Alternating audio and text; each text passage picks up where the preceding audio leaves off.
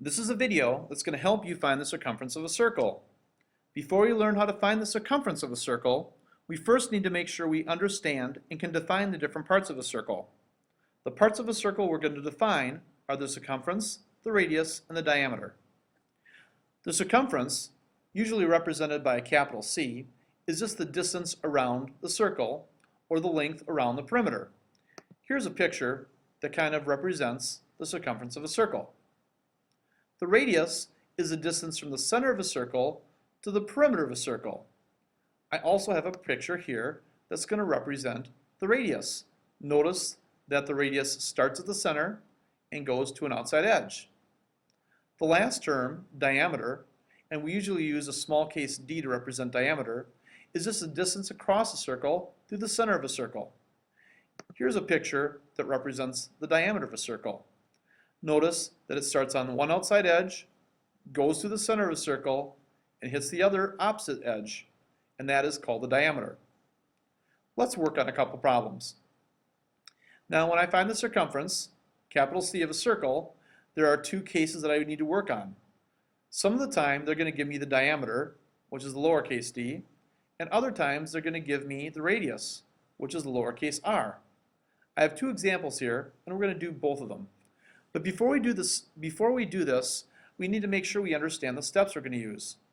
The first step, whenever I am finding the circumference of a circle, is I write down the formula. Now the formula that the MCA test is going to give you is the circumference is equal to diameter times pi. The next step is I'm going to substitute. And when I substitute, that means I'm going to replace my diameter with the actual length of the diameter. In this case, my diameter is 7 inches. So I'm going to replace d with 7. So I get circumference is equal to 7 times pi. The next step is I'm going to solve. And when I solve this problem, I'm going to use an approximation. I'm going to say pi is approximately 3.14. Now pi is a special type of number. It goes on forever, and it doesn't have any pattern, and it doesn't repeat.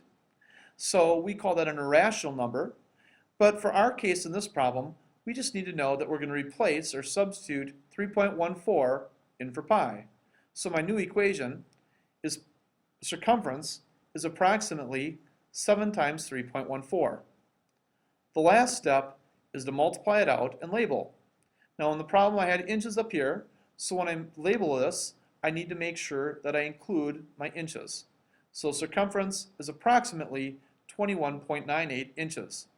I'm using the term approximately because 3.14 isn't exactly pi, but it's a very good approximation. Let's see what we do when we know the radius of a circle. In this problem, we do the exact same steps. The first step is I write down the formula. Circumference is equal to diameter times pi. Well, we're given the radius in this problem, but I want you to know that the relationship between the radius and the diameter is that if I take two radiuses, I can get all the way across the circle. So actually what I have to do to my radius is multiply it by 2 to get to the diameter. So if my radius is 5, 5 times 2 is 10. So I have circumference is equal to 10 times pi. After I do that, I'm going to solve, and I'm going to use an approximation of pi, 3.14 again. I'm going to say circumference is approximately 10 times 3.14. The last step is to multiply that out and label it.